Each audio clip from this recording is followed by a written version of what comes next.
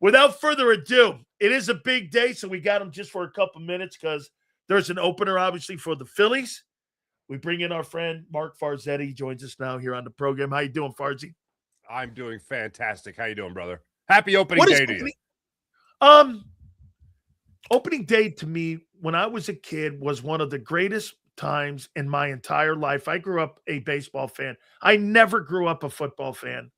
I grew up in the New York area. I watched the Mets. I watched the Yankees. I used to be that geeky kid on WOR, WPIX. I'd have my book ready, E5. I'd wait for Munson. I'd wait for Chambliss. I was that nerdy dude that would sit there if the Red Sox came down and it would be, check this out, Farzy, watch this. Fist behind the plate, George Scott at first base. Burleson, we would have Boggs, you would have Dewey, you would have Lynn, and you would have Rice. And then on the hill, you would see McNamara and the bench over there. And I'm sitting and I'm going, Yankees, Chambliss, Randolph, Nettles, Munson behind the plate, wow. Reggie and Wright. Okay. You had Reggie and Wright. And I remember Piniella in left, Rivers in center, and Martin Martin was the manager of the team. I grew up, I learned how to count by doing batting averages. Oh, if he's 3 for 10, he's batting 300. That's how I learned. So I'm sorry I went into a diatribe here with you, but no, absolutely not. I love that stuff. And you mentioned Dwight Evans. You mentioned Dewey, right? Yeah. I have to tell you this because you mentioned Dewey and behind the plate in the same sentence. One of my fondest memories ever. My mom's from Baltimore. My grandfather was an usher for the Orioles for 25 years. He was right behind home plate. That was his section. Dwight Evans finished his career with the Orioles. I forget, like maybe 1989, 1990, something like that. I think he was part of the Brady Anderson trade, or really the Dwight Evans trade. But anyway, I was seated right behind home plate. Like, if you see the replay, I haven't been able to find it on YouTube, but Dwight Evans hit a grand slam for the Orioles. I was right behind home plate, first seat, against the Bash Brothers Oakland A's in the heyday, right? Wow. I can still hear, he tied the game with a grand slam, and then I think Greg Olson came in and blew it in the top of the ninth for the Orioles.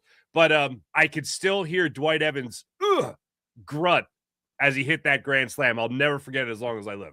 I'll give you my last greatest moment on opening day. My stepdad took me to a Mets game, and I thought I all I can remember was red. It either was the Phillies or the Cardinals. And great matchups. Either it was Carlton or whomever. Carlton's he may have been with the Cardinals because this was like in 73. I think Steve had already gotten to Philadelphia by 73 because he was in St. Louis for a little bit. Anyway, yeah. We had tickets right behind the Mets dugout. And I remember I had a program sitting there. I'm watching Ed Kranepool. There's Bud Harrelson. There's Jerry Grody behind the plate. And Yogi was the manager, believe it or not, of the Mets. This year, they went on to go and play the A's in the series and lost in 7 to Reggie's great A's teams. Anyway, I remember doing this. This is the ultimate geekiest thing I could ever tell, and I rarely tell anybody this. All of a sudden, I see this guy come out of the dugout, the Met dugout, and I go, it's 41. Oh, my God, it's Seaver. He turned and looked at me, and I was a little kid. He looked over at me, and I go, oh, my God, it's Tom Seaver. And he came over. He goes, you got a ball? I go, no. Just gave him a pen. He writes it. I look, and I go, it's like when you see God come out, like, right? And he comes out of the dugout, and I just saw 41. And I'm like, it's Tom Seaver. And I'll never forget that. That was my, oh my God, the sports right there. Mm-hmm. That's great, man. Moment. And you'll take it to your grave, man. Those oh my days, God. Oh, it's the best. Absolutely. It just made me, and then he turns and looks and he goes, you got a ball? I go, no.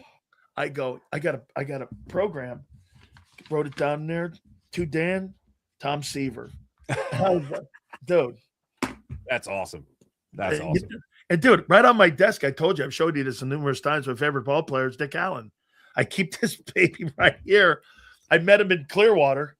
And, first off, what do you think? 95 wins this year with this team? I think, yeah. I mean, look, I think every Phillies fan is looking at the Phillies going, they're going to get 93 to 97 wins in that range, right? And then it's all about the playoffs. I'm not really of the school of like, call me when you're in the postseason type of thing, but I can understand why people are like that about the 76ers in Philadelphia, and I sure as hell understand why people are like that about the Phillies, because the Phillies have at least made it to a championship and then unfortunately came up way short in the last 2 games against the Astros a couple of years ago. A lot of over-promising and a hell of a lot of under-delivering, unfortunately. But the regular season is not going to be the problem for the Phils. Phils are going to be great in the regular season. I mean, a lot of fun in the regular season. But if your big names hit 211 like they did in the postseason last year, it's going to be a quick trip to postseason baseball. Would you make a Schwarber in the 2-hole? You like that, moving him down out of the leadoff spot? The greatest stat. Is it more about protecting Harbor in the 3 spot? Yeah, that's exactly what it's about. Absolutely. No doubt. That's what it is about. But the interesting thing there is what you stated with protecting Harper. The other part about it is the fact that the stat that matters above all stats in every sport is the record. And you can't argue with the record. It might not make sense to you, but if this record is, in baseball, if you're, 15, 20 games over 500 by doing this one thing, even though it doesn't make sense, guess what you do? You keep doing it. Kyle Schwarber is a 4-hole hitter. He is a prototypical cleanup hitter. I know he has great approaches. I know he walks. He's on base percentage is fantastic. But man, seeing even if it's a dip from like 55 home runs to 45 home runs, but you're putting that many more guys on base for him, that's going to amount to more runs in general during the course of a baseball season. So I love the idea of having him as a cleanup spot or in the cleanup spot because the Phillies don't have a cleanup hitter. Yeah. The only thing we can really cross our fingers for is that Adolis Garcia comes in here, the new right fielder, taking over for Nick Castellanos. He comes in and he's a 30, 35 homer type of guy in this Phillies lineup. But Schwarber, to me, is just so damn good at hitting them bombs. I'd rather put him in that cleanup spot to make more runs come home. One last thing on them. Do you think it's about the young guys having to step up too, and the new guys having to step up around, your centerpiece dudes? Because to me, the difference between last year's team and this year's team looks like the elevation of these younger guys. These younger guys have to step in.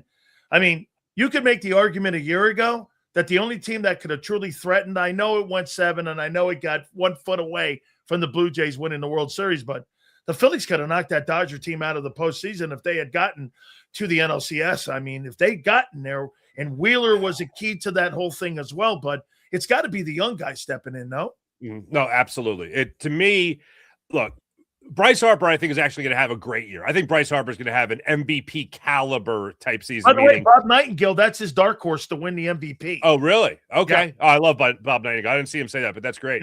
Yep. I think when you look at Bryce Harper this year, I don't think there's going to be a baseball season next year. No. All right. I think there's going to be a work stoppage, and I think this is going to be an all-out year for Bryce Harper. Going into the offseason or coming into spring training, he was talking about how he finally feels healthy and all that.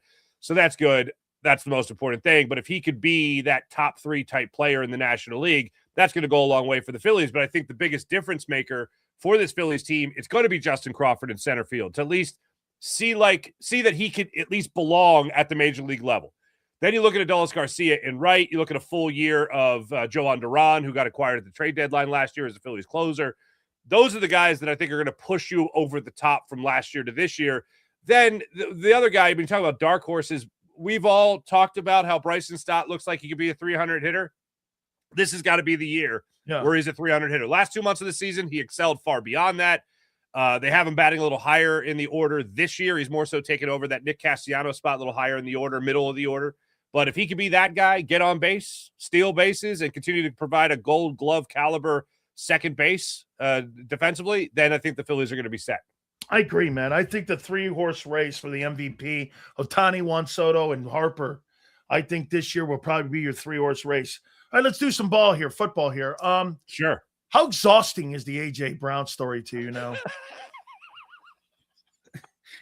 I was thinking, of course I was thinking about this, but I don't think I've ever seen national writers, national insiders this tired of the same story.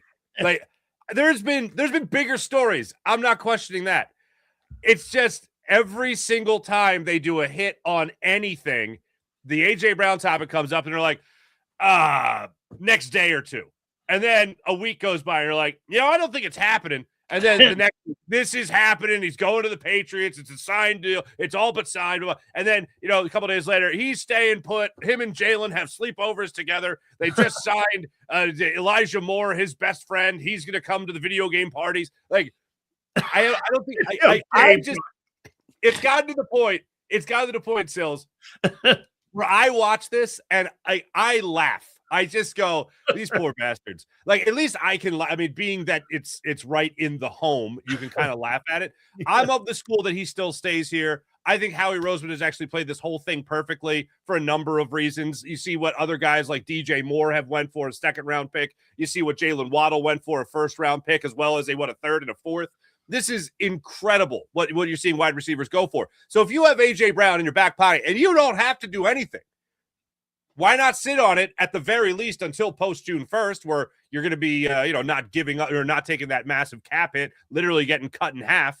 And the read I have on the whole situation is, and I've gotten this from multiple national people, he's not forcing himself out. No. And I'll only believe he's truly forcing himself out if on June 1st, A.J. Brown posts a picture of a packed suitcase. That's the only, like, if he does something like that, like in typical AJ fashion where it's like cryptic, but you kind of get it, it's kind of easy to decipher. That's the only time where I think that he's really going to be truly forcing himself out. Even Adam Schefter recently was like, I believe he wants to be gone. Like, I believe he wants to be gone. Not AJ Brown wants out of Philadelphia. When I hear that, like around June 1st, that's when I'll really believe, like, okay, that's when he really wants to, get outside this organization.